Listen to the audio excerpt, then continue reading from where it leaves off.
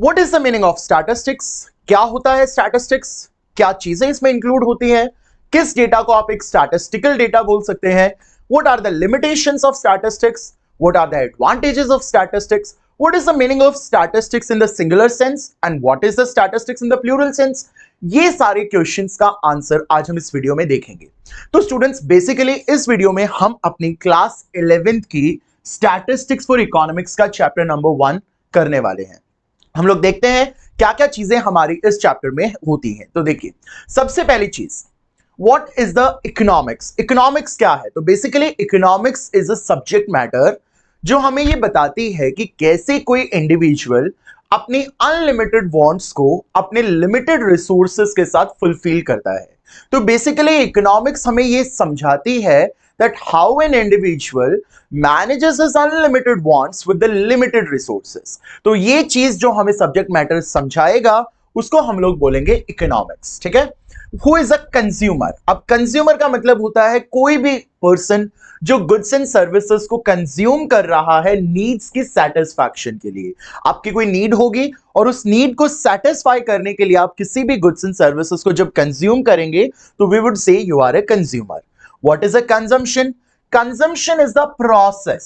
देखो, कंज्यूमर जब गुड्स को कंज्यूम करेगा अपनी नीड्स को सेटिस्फाई करने के लिए तो उस प्रोसेस को हम लोग बोलेंगे कंजम्पशन। तो it is the process of using up the utility value of goods and services for the direct satisfaction of wants. Direct needs को सेटिस्फाई करने के लिए जब हम किसी भी प्रोडक्ट की यूटिलिटी को, उसकी यूजफुलनेस को कंज्यूम करेंगे। अब जैसे मेरे को राइटिंग के लिए चाहिए, पढ़ाने के लिए चाहिए, तो मैं इस फ्लैट पैनल की जो यूटिलिटी है उसको यूज कर रहा हूं। तो what I am doing the consumption. ठीक है। तो जो कंज्यूम करेगा वो कंज्यूमर और उस पूरे प्रोसेस को हम लोग बोलेंगे consumption. Apart from that, who is a producer?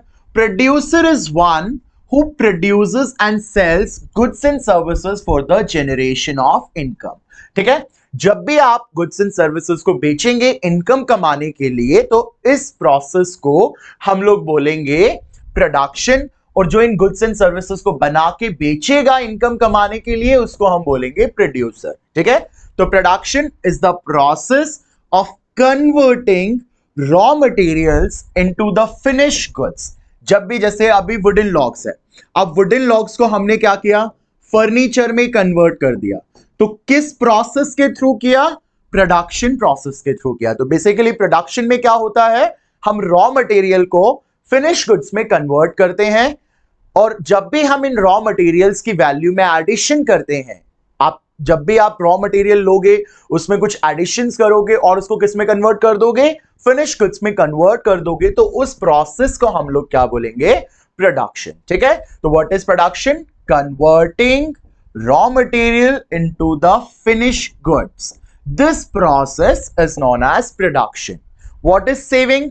Saving is the part of income, हमारी इनकम का वो हिस्सा जो हम अलग से रख देते हैं फॉर द फ्यूचर बेनिफिट। ठीक है। Saving is what? Saving is the part of income which is not consumed. हम इसको कंज्यूम नहीं करेंगे बल्कि क्या करेंगे? It is an act of abstinence from consumption. मतलब we are stopping ourselves to consume. हम लोग कुछ सर्टेन पार्ट हमारी इनकम का कंज्यूम नहीं करेंगे, उसको अलग से रख लेंगे ताकि फ्यूचर में उसको यूज किया जा सके। तो वी आर स्टॉपिंग आवरसेल्फ कि हम उस चीज को कंज्यूम नहीं करेंगे, उस इनकम को कंज्यूम नहीं करेंगे। तो जब भी हम अपने इनकम का कुछ पार्ट अलग से निकाल के रख देते हैं फ्यूचर बेनिफिट के लिए, that is what known as savings. Okay. Now next, what is investment? It is an expenditure by the producers on the purchase of such assets which helps to generate income। अब जब भी कोई producer ऐसे assets को purchase करेगा जो उसको income generate करने में हेल्प करेगी, तो ऐसे किसी परचेज को हम लोग बोलेंगे इन्वेस्टमेंट। जैसे कोई मैन्युफैक्चरर है, वो किसी मशीन को परचेज कर रहा है और उस मशीन को परचेज करके ही वो इनकम जनरेट कर सकता है, क्योंकि वो मशीन होगी तो वो प्रोडक्शन कर पाएगा, और प्रोडक्शन करेगा जब भी उसके पास इनकम होगी, तो उसको हम लोग क्या बोलेंगे? इन्वेस्टमेंट। ठीक है। तो what is investment? It is an expenditure by the producer, किस पे? On the purchase of any asset जिसकी हेल्प से वो जनरेट करेगा इनकम को। What is an economic activity? So any activity which you are doing with the motive of earning the money, आप पैसा कमाने के उद्देश्य से कोई भी एक्टिविटी कर रहे हैं तो उसको हम लोग बोलेंगे इकोनॉमिक एक्टिविटी। अगर आप एक प्रोड्यूसर हैं तो जो भी गुड्स आप मैन्युफैक्चर कर रहे हैं उन गुड्स को जब आप बेच रहे हैं in order to get the money, so that is known as economic activity. And when you are a service provider, तो जब भी आप कोई भी services render कर रहे हैं इस motive से कि बदले में आपको पैसा मिले, so that is also an economic activity. So any activity which is done with the motive to get the money, to earn the money, such activity is known as economic activity. Okay, so what are economic problem? देखिए, what is the economic? The biggest problem is the problem of choice. Basically क्या होता है, जो हमारी जरूरतें होती हैं, जो हमारी वांट्स होती हैं, दे आर ह्यूज, बहुत ज्यादा है हमारी, हमको ये भी खरीदना है, वो भी खरीदना है, बहुत सारी चीजें हमें खरीदनी है। तो जो हमारी वांट्स हैं वो तो भाई साहब अनलिमिटेड है, लेकिन उन वांट्स को पूरा करने के लिए जो रिसोर्सेज यूज होंगे वो रिसोर्सेज हमेशा लिमिटेड है ना। हमारे पास जो पैसा है वो लिमिटेड है, लेकिन हमारी जो वांट्स है वो अनलिमिटेड है। So can we able to fulfil all our wants with that limited resources? Answer is a no. हम अपनी सारी जरूरतों को उन रिसोर्सेज के साथ फुलफिल नहीं कर सकते, क्योंकि रिसोर्सेज तो लिमिटेड है, वांट्स अनलिमिटेड है। So we have to make the choices. हमें चॉइसेस करनी पड़ती है कि किन नीड्स को हम पहले फुलफिल करें, है ना। तो जो प्रायर चीजें होंगी, जो प्रायोरिटी की जो जरूरतें होंगी, उनको ही हम लोग क्या करते हैं, पहले पूरा करते हैं। अच्छा बताओ, अगर आपको शॉपिंग पे जाना है और आपको अपने स्कूल की फीस भरनी है और आपके पास 5,000 रुपए हैं, या तो आप शॉपिंग पे जा सकते हो या स्कूल की फीस भर सकते हो, तो क्या करोगे आप? ऑब्वियसली हम स्कूल की फीस भरेंगे, क्योंकि वो ज्यादा जरूरी है शॉपिंग पे जाने से। शॉपिंग पे जाना तो हम लोग पोस्टपोन भी कर सकते हैं, बट स्कूल की फीस अगर हम लोग भरेंगे नहीं तो हमें जो क्लास टीचर है बार बार बोलेंगे, हमें अच्छा नहीं लगेगा। तो that is more prior than the shopping, ठीक है। तो इकोनॉमिक प्रॉब्लम्स मतलब it is a problem of choice, कि भाई आपके पास जो रिसोर्सेज हैं वो रिसोर्सेज तो आपके लिमिटेड है, लेकिन आपके जो वांट्स है वो अनलिमिटेड है। तो कैसे आप मैनेज करोगे अपने लिमिटेड रिसोर्सेज को अपनी अनलिमिटेड वांट्स के फुलफिलमेंट के लिए? तो that is something what we call as economic problem, ठीक है। Then distinction between components of economics. So now we get to know, economics में कंजम्पशन होता है, प्रोडक्शन होता है और डिस्ट्रीब्यूशन होता है। तो let's first discuss what is consumption. तो consumption, as we discussed, it is the process of consuming the finish good to satisfy the wants. हमारी जरूरतों की पूर्ति के लिए जब हम गुड्स को यूज करते हैं, कंज्यूम करते हैं, ताकि हमारी वांट्स सेटिस्फाई हो जाएं, तो उस प्रोसेस को हम लोग क्या बोलेंगे, कंजम्पशन। देखिए यहाँ शॉपिंग बास्केट दिख रही है, तो हम लोग जाते हैं ना मार्केट्स वगैरह में, सुपरमार्केट्स में, और हम लोग चीजें खरीद के लेके आते हैं, तो उस प्रोसेस को क्या बोलेंगे हम? यस, उसको बोलेंगे consumption. What is production? Production is the process of converting the raw material into the finished good. जब आप raw materials को finished good में convert करते हैं फैक्टर्स ऑफ प्रोडक्शन की हेल्प से। अब आप बोलेंगे sir what are factors of production? तो जो चीजें हमें प्रोडक्शन में हेल्पफुल होंगी उन चीजों को हम लोग बोलेंगे फैक्टर्स ऑफ प्रोडक्शन। और हमारे पास मेजर 4 फैक्टर्स होते हैं। कौन कौन से?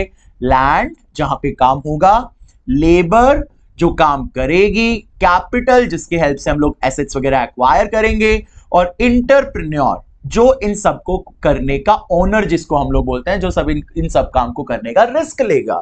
तो बेसिकली ये 4 हमारे पास फैक्टर्स ऑफ प्रोडक्शन है। तो जब भी हम रॉ मटेरियल को फिनिश गुड्स में कन्वर्ट करते हैं फैक्टर्स ऑफ प्रोडक्शन की हेल्प से, तो इस प्रोसेस को स्टूडेंट्स हम बोलते हैं प्रोडक्शन, ठीक है। अब उसके बाद डिस्ट्रीब्यूशन। डिस्ट्रीब्यूशन का मतलब क्या है? देखिए, it is the distribution of income, that is the GDP, amongst the factors of production. भाई आपने आपके जीडीपी में, जीडीपी का कितना पार्ट लैंड पे खर्च किया है, कितना लेबर पे, कितना कैपिटल पे, कितना ऑनर पे। So basically distribution is the distribution of income amongst the factor of production.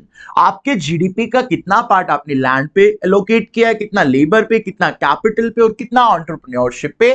जब आप इस चीज का डिस्ट्रीब्यूशन देखते हो तो हम लोग बोलेंगे that is the distribution. So now we get to know what is consumption, what is production, and what is distribution. Now let's come to the topic that is statistics.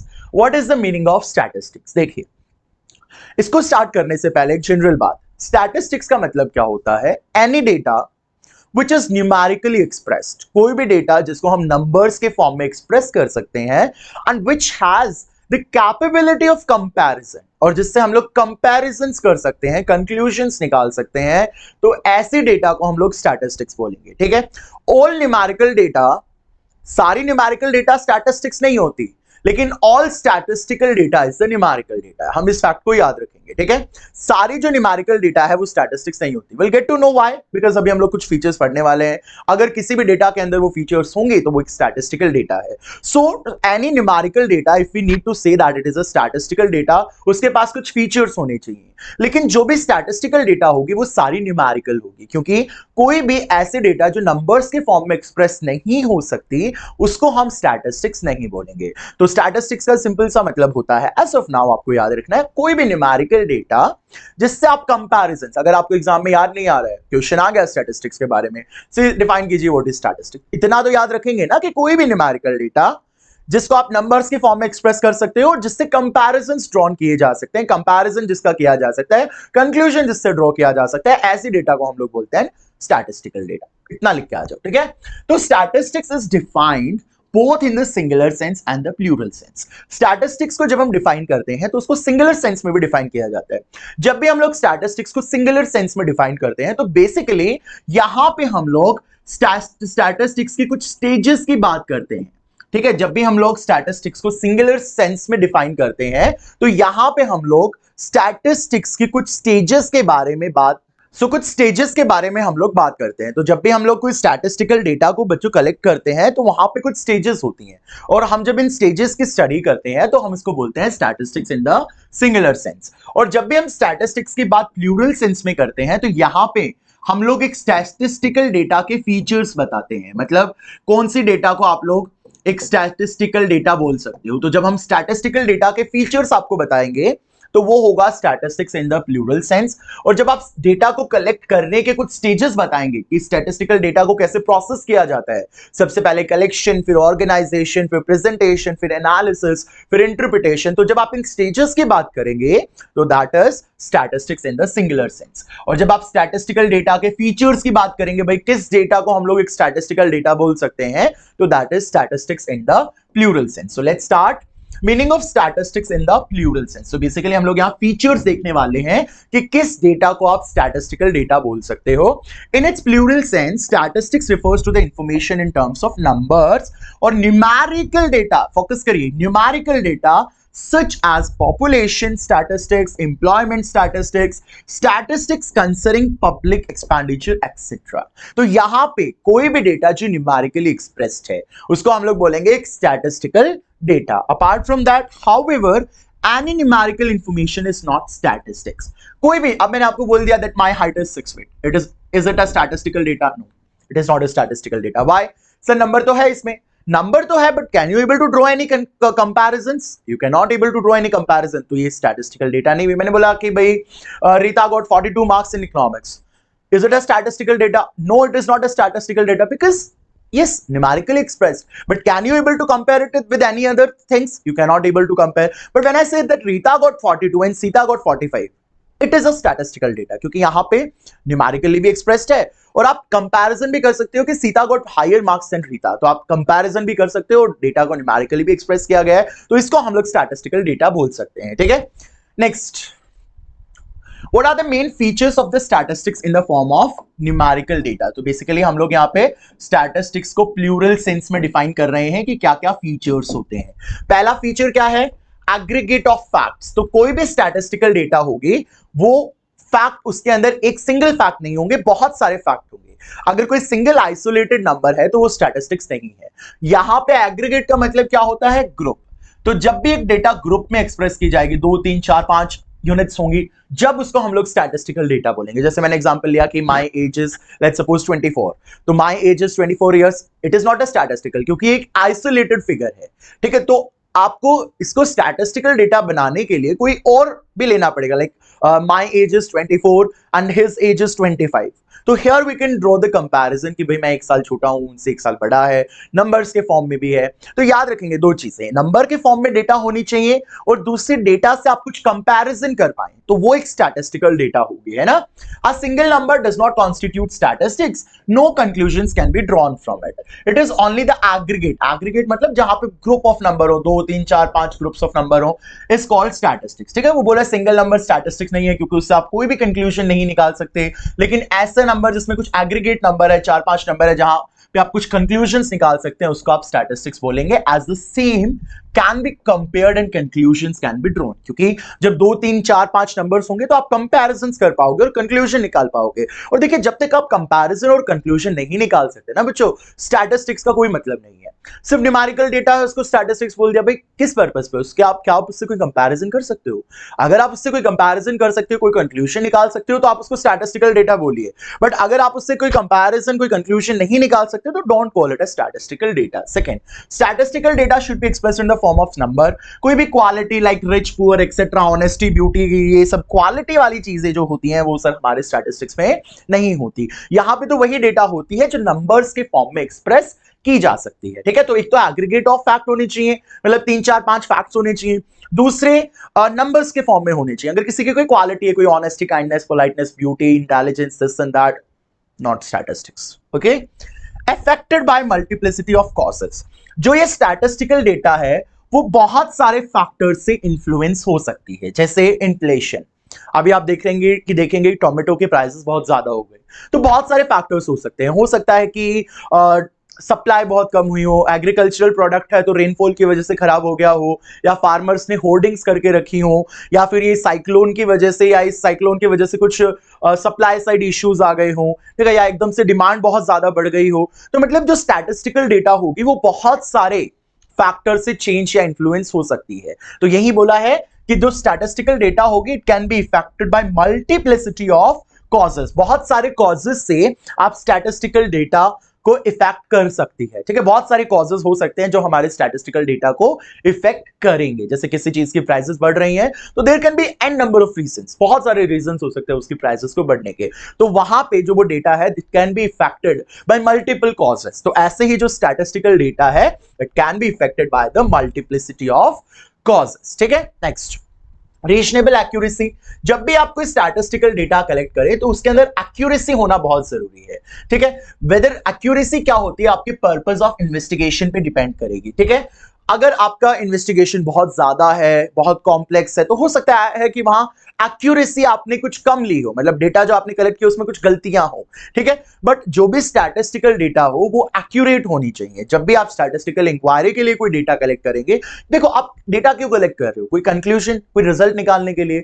अगर आप डेटा को ही accurately collect नहीं करेंगे तो आपके conclusions भी गलत निकलेंगे। तो मेक श्योर कि जब भी आप कोई स्टैटिस्टिकल डेटा कलेक्ट करें तो it should have the accuracy. ठीक है, जब भी आप डेटा कलेक्ट करें तो डेटा आपकी सही हो, डेटा आपकी एक्यूरेट हो, तो एक्यूरेसी आपको वहां मेंशन करनी है। प्री डिटरमाइंड पर्पस, जब भी आप कोई स्टैटिस्टिकल डेटा कलेक्ट करें तो उसका पहले से ही कोई ऑब्जेक्टिव या कोई एम होना चाहिए। ऐसे नहीं कि भाई आप बस ऐसी मस्ती आ रही है, मन कर रहा है इसलिए डेटा कलेक्शन कर लिए निकल गए। नो, जब भी आप कोई डेटा कलेक्ट करें तो आपका कोई पर्पस होना चाहिए। जैसे लेट्स सपोज कि गवर्नमेंट को फार्मर्स को सब्सिडी देनी है, तो फार्मर्स की वो डेटा कलेक्ट कर रही है, भाई किस फार्मर की कितनी फसल खराब हुई है। तो गवर्नमेंट का कोई पर्पस है ना कि गवर्नमेंट को सब्सिडी देनी है या गवर्नमेंट को कंपनसेशन देना है, इसलिए गवर्नमेंट उस डेटा को कलेक्ट कर रही है। तो जब भी आप स्टैटिस्टिकल डेटा कलेक्ट करें तो आपका कोई पर्पस होना चाहिए, नहीं कि ऐसे कोई पर्पस है नहीं, ऐसे डेटा कलेक्शन के लिए निकल गए। This should not be done. ठीक है, तो जब भी आप डेटा कलेक्ट करें तो पहले से आपका कोई पर्पस, एम होना चाहिए जिसके लिए आपको डेटा को कलेक्ट करना है।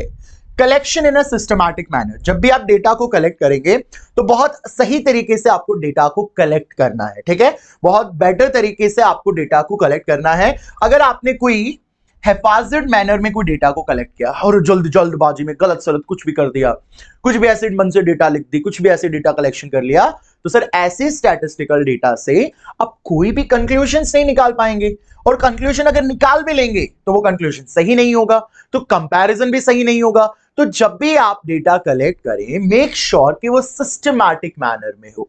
ठीक है, प्री डिटरमाइंड पर्पस हो, एक्यूरेट हो, सिस्टमैटिक मैनर में डेटा कलेक्ट की गई हो। ठीक है, तो in short what we can say, in short it is excluded that all numerical data cannot be called statistics but all statistical data is the numerical। we discussed सारे जो numerical data है उसको स्टैटिस्टिक्स नहीं बोल सकते, क्योंकि अगर कोई डेटा आपने एक्यूरेटली नहीं कलेक्ट की है या कोई पर्पस नहीं है उसको कलेक्ट करने का या वो सिस्टमैटिक मैनर में नहीं कलेक्ट किए तो वो स्टैटिस्टिकल डेटा नहीं है। बट जो स्टैटिस्टिकल डेटा होगी वो जरूर, हमने अभी पढ़ा है ना कि सारी स्टैटिस्टिकल डेटा क्या होनी चाहिए, न्यूमेरिकली एक्सप्रेस्ड होनी चाहिए। तो जो सारे स्टैटिस्टिकल डेटा होंगे वो न्यूमेरिकल डेटा होंगे, बट सारे न्यूमेरिकल डेटा स्टैटिस्टिकल डेटा होंगे क्या? ऐसा जरूरी नहीं है। अगर वो डेटा एग्रीगेट ऑफ फैक्ट्स है, अगर वो न्यूमेरिकली एक्सप्रेस्ड है, अगर वो मल्टीपल कॉजेस से इफेक्ट हो सकती है, अगर वो एक्यूरेटली कलेक्ट की है, या उसको कलेक्शन करने के पीछे कोई ऑलरेडी कुछ पर्पस है जिस पर्पस से आपने उस डेटा को कलेक्ट किया, नहीं कि ऐसे मन किया डेटा कलेक्ट कर ली, या कोई सिस्टमैटिक मैनर से जब आपने डेटा कलेक्ट की है, तो अगर एक न्यूमेरिकल डेटा के अंदर ये सारे फीचर्स अवेलेबल हैं, तो then we can see that is a statistical data. ठीक है, so we get to know what is the statistics in the, yes, what is the statistics in the which sense, यहां पे हमने plural sense, हमने features देख लिया, aggregate of fact, numerically expressed, affected by multiplicity of causes, accuracy, predetermined purpose, systematic manner. Now let's come to the meaning of statistics in the singular sense. अब यहां पे हमने देखा कि यहां पे कुछ स्टेजेस होंगे, जब भी आप डेटा को कलेक्ट करेंगे तो यहां हम कुछ स्टेजेस के बारे में पढ़ रहे होंगे। ठीक है, तो अब वो क्या क्या स्टेजेस होती हैं, देखिए, first one is the collection of data, second is the organisation of data, presentation of data, analysis of data and the interpretation of data.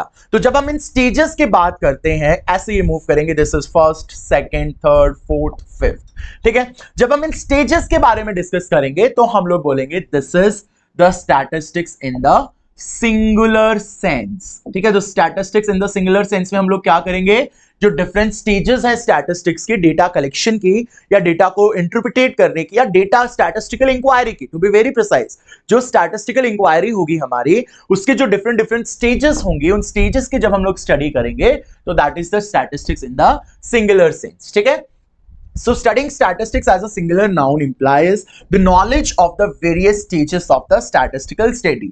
These stages are, जो statistical study है उसकी कुछ stages, जैसे सबसे पहले we collect the data, फिर हम लोग डेटा को ऑर्गेनाइज करेंगे, एडिटिंग वगैरह करेंगे, उसमें जो हमें है ना, जैसे हम लोग अपनी फोटोज वगैरह क्लिक करते हैं तो एडिटिंग करते हैं, वैसे हम लोग डेटा में भी कुछ चेंजेस करेंगे, एडिटिंग वगैरह करेंगे, फिर हम उसको प्रेजेंट करेंगे। आप टेक्सचुअल फॉर्म में भी कर सकते हो, टेबल के फॉर्म में भी, डायग्राम्स के फॉर्म में भी, ग्राफ्स के फॉर्म में भी, तो उसको हम बोलेंगे प्रेजेंटेशन ऑफ डेटा। फाइनली हम लोग उससे कोई एनालिसिस, कोई एवरेज या परसेंटेज वगैरह निकालेंगे, फिर फाइनली हम उससे कोई रिजल्ट या कंक्लूजन ड्रॉ करेंगे, जिसको हम बोलते हैं interpretation of data. Okay, so we get to know यहां, yes, we have studied this. Now देखिए, स्टेज वन इज कलेक्शन, यहां पे हम लोग सेंसस और सैंपल क्या होते हैं सर, हम लोग नेक्स्ट चैप्टर में डिस्कस करेंगे। सेंसस का मतलब क्या होता है, जब हम एक एक यूनिट को स्टडी करें, जो भी हमारी पॉपुलेशन है उस पॉपुलेशन के एक एक यूनिट को स्टडी करें, तो दैट इज सेंसस। सैंपल मतलब हम लोग, जैसे हम चावल पकाते हैं तो हम लोग सारे चावल को दबा के नहीं देखते ना कि पका है या नहीं पका, हम एक चावल उठाते हैं और उसको दबा के देखते हैं, अगर वो दब रहा है तो मतलब पक गया, अदरवाइज नहीं पका, तो उसको बोलते हैं सैंपल। सैंपल मतलब जो भी आपकी पॉपुलेशन है, लेट्स सपोज ये आपकी पॉपुलेशन है, इस पॉपुलेशन में से आप एक यूनिट को उठा रहे हो और उसके ऊपर स्टडी कर रहे हो और वही सबके ऊपर इंप्लाई कर रहे हो। सेंसस का मतलब क्या होता है, जब सब यूनिट्स की आप स्टडी करोगे, एक एक एक करके सबकी स्टडी कर रहे हो। ठीक है, तो first is the collection of data. Organisation of data में आप क्या करोगे, डेटा में कुछ एडिटिंग वगैरह करोगे आपके हिसाब से। ठीक है, टेली बार्स वगैरह करके आप डेटा में कुछ एडिटिंग, टेली बार हम जानते हैं ना, छोटी क्लासेस में पढ़ा है, 1 2 3 4 5 6 7 8 9 10, these are known as tally bars. ठीक है, then presentation of data, data can be presented in the form of table, in the form of graphs and in the form of diagram. यहां आप देखिए, pie chart बनाते हो आप, छोटी class में बनाए होंगे पक्का, हिस्टोग्राम बनाते हो, ठीक है, टेबल्स बनाते हो, तो जब इन तरीके से डेटा को प्रेजेंट किया जाता है तो that is known as presentation of data. Chapter को हम लोग, जब ये चैप्टर आएगा आपका, जब उसमें डिटेल में सारी चीजों को डिस्कस करेंगे। ठीक है, यहां आपको बस इतना याद रखना है, that's it. Analysis of data, percentage वगैरह निकालोगे, एवरेजेस वगैरह निकालोगे, जब आप परसेंटेज और एवरेजेस वगैरह निकालोगे तो we would say it is analysis of data. Interpretation, interpretation मतलब जो भी आपने परसेंटेज वगैरह निकाले हैं, एवरेज निकाले हैं, उससे आप कुछ ना कुछ कंक्लूजन्स, फाइनल रिजल्ट्स या फाइनल कुछ कंक्लूजन्स ड्रॉन आउट करोगे। तो जब आप एक कंक्लूजन ड्रॉन आउट करते हो, फिर फाइनल आप एक रिजल्ट निकालते हो, तो that is known as interpretation of data. So we get to know that these are the different stages. Please students, you have to remember collection, organization, presentation, analysis and interpretation of data. Okay, now study of the scope of statistics include nature of statistics हमें देखना है, subject matter in statistics हमें देखना है, what are the different subject matter in the statistics, then we have to see what are the limitations of statistics. ठीक है, तो ये चीजें हमें देखनी है। अब देखो, nature of statistics, nature of statistics में statistics is both science as well as art. statistics को आप साइंस भी बोल सकते हो और statistics को आप आर्ट भी बोल सकते हो। तो हम लोग statistics को साइंस कैसे बोल सकते हैं, तो बेसिकली क्या होता है, as science statistics studies numerical data। यहां पे हम लोग किसकी स्टडी कर रहे हैं, न्यूमेरिकल डेटा स्टडी कर रहे हैं इन ए साइंटिफिक और सिस्टमैटिक मैनर। हम लोग न्यूमेरिकल डेटा को साइंटिफिक और सिस्टमैटिक मैनर में स्टडी कर रहे हैं। एक न्यूमेरिकल डेटा है, उसको हम लोग साइंटिफिक तरीके से, ठीक है, एक बहुत ही सही तरीके से हम उस डेटा को स्टडी कर रहे हैं, साइंटिफिक तरीके से हम उस डेटा को स्टडी कर रहे हैं, इसलिए हम लोग बोलते हैं कि स्टैटिस्टिक्स इज अ साइंस। ठीक है, और आर्ट की तरह क्यों है? क्योंकि as an art statistics relates to the quantitative data to the real life problem. क्योंकि आर्टिस्ट की तरह क्रिएटिविटी यहां पे होती है।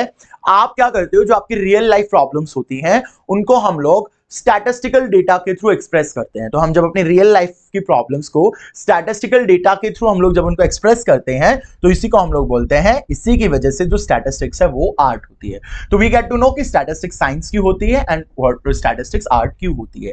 ठीक है, now will and this video over here, otherwise this video will be very long और हम लोग इसका बाकी का जो पार्ट है नेक्स्ट पार्ट में कंटिन्यू करेंगे। ठीक है, थैंक यू स्टूडेंट्स।